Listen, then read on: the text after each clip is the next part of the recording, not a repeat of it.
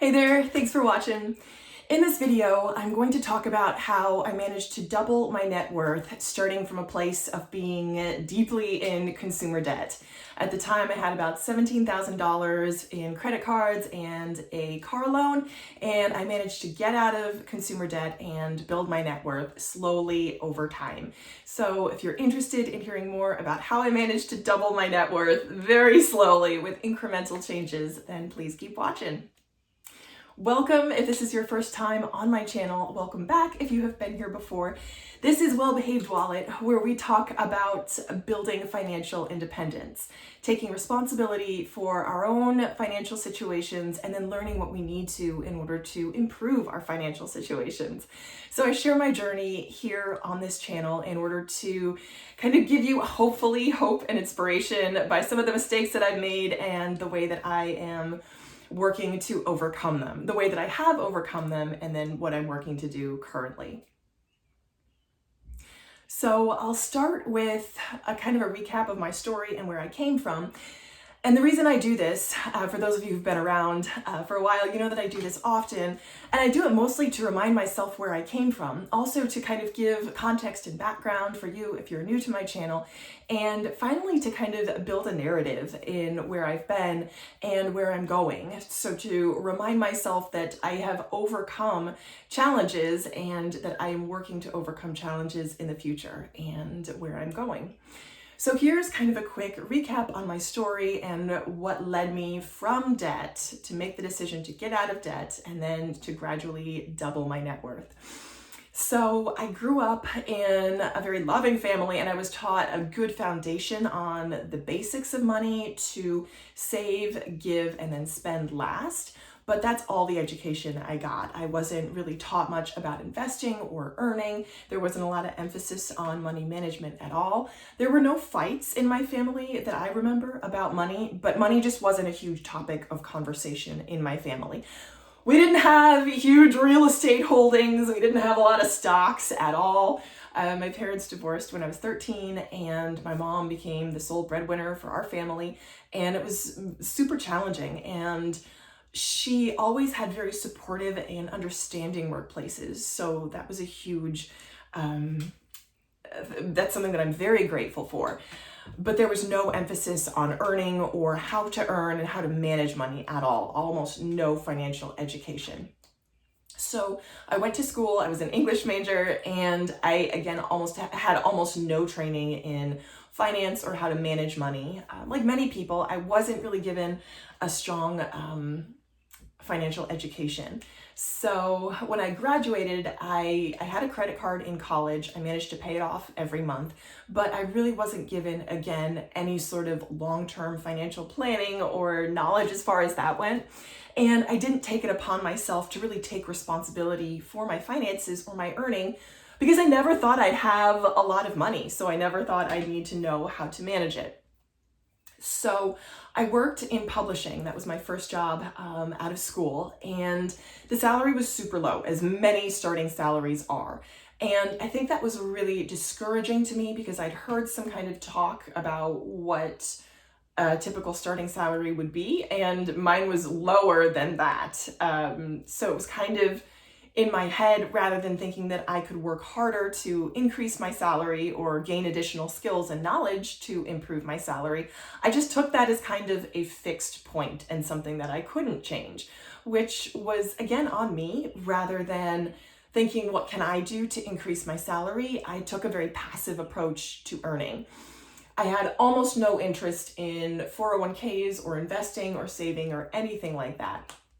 So I guess in that period coming out of college, I wasn't very educated as far as money went, because I was in, again, a very soft side creative field that didn't typically earn a lot, and I never expected to know how to manage money. Looking back, would say that I was kind of a victim of, I allowed myself to fall victim to that sort of oh, someone will come along and save me approach, which is not true. So if you want to double your income, don't think that someone else is going to save you. Hint, it's on you to double your income and take responsibility for your own financial future and financial independence. So I, through a series of events, left my job in publishing and decided that I wanted to go and teach overseas. In between that transition period between leaving my job and then getting a new job overseas, I was taking kind of piecemeal work. I was nannying, I was working as an admin for a friend's father. So all these kind of jobs along the way that didn't pay a whole lot, but I was still spending at my previous rate, which wasn't a lot, but there was enough of a shortfall that I managed to build up this pretty sizable balance on my credit cards without having a steady, reliable, significant source of income. So that's how I managed to get into credit card debt. And I'd taken out a loan for a car, and that was something that I would not recommend to someone right out of college. So that's how I managed to get into debt. It was the classic case of just not paying attention, just everyday sort of life expenses piling up, life expenses exceeding income. And that's exactly what happened.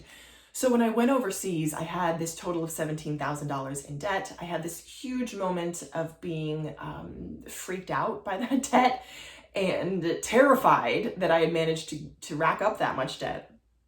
So I remember it was January, the year before I was going to go teach overseas, and I was still doing the research to find a good position, and that's what prevented me from taking anything more permanent here in the States, because I knew that I was going to be leaving shortly. So I had that debt going overseas, and I knew that the situation that I was going into would be much better than I was in previously.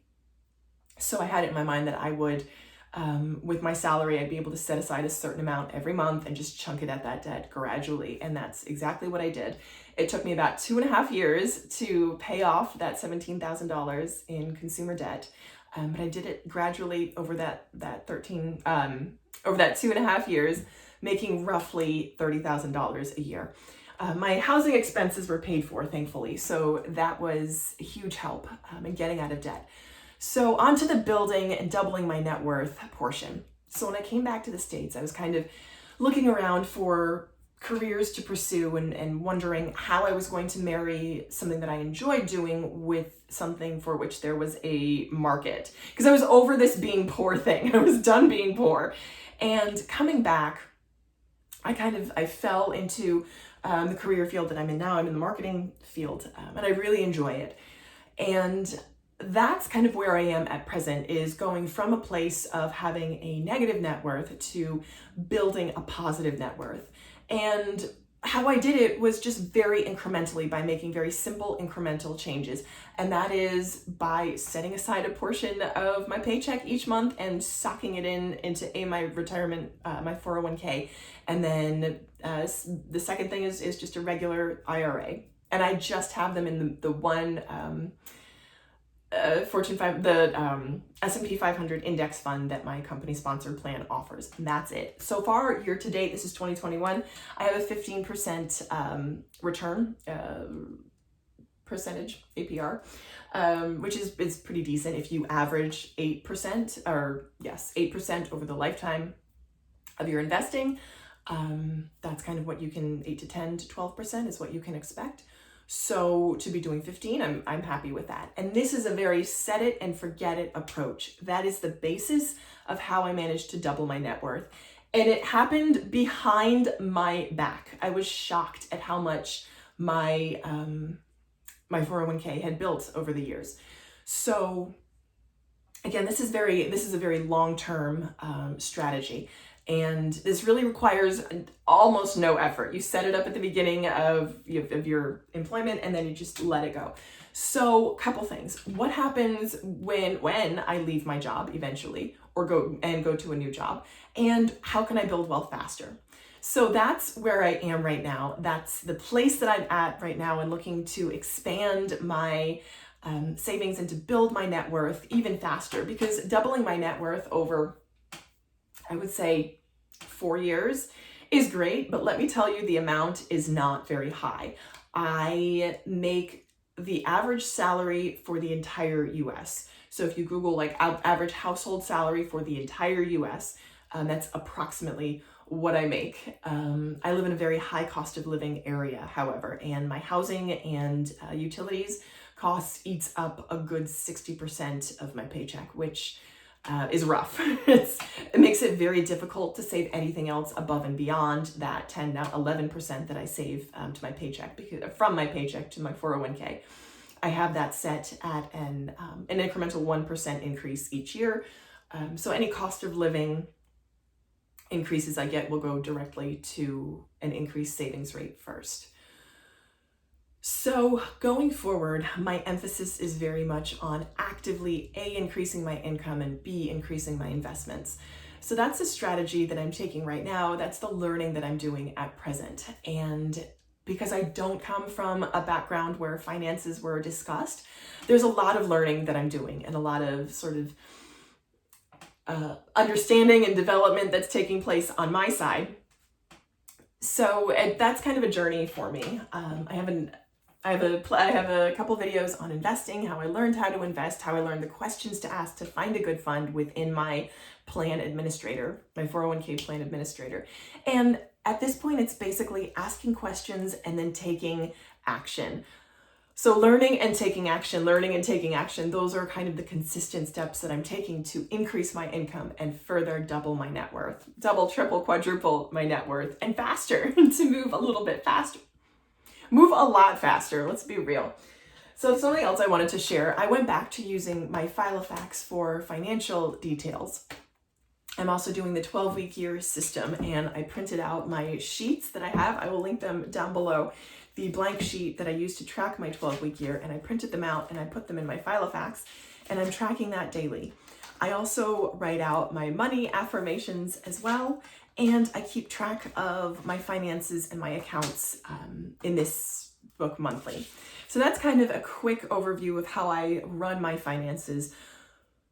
People might say it's old-fashioned to use pen and paper. I am very much someone that likes to connect with energy through journaling and through writing. It's very helpful to me.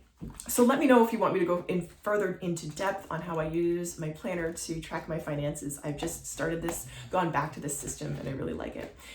So thank you again so much for watching. Let me know if there's anything else you'd like me to speak about further. Yeah, and again, I hope you'll keep watching. Bye. Ooh, sidebar.